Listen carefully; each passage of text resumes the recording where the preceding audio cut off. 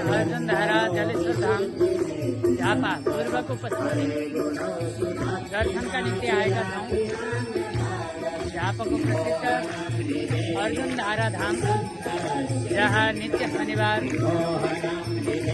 भजन हुने गर्दछ। यो अर्जुन धारा को भगवान भोलेनाथ को मन्दिर युवा वर्गमा भजन कीर्तन को एउटा जागरण ल्याउनको निम्ति प्रारम्भ भएको एमआरआरद्वारा आयोजित प्रत्येक शनिबारको भजन आज हामी अर्जुन धारा धाममा आएका छौं। जय शम्भो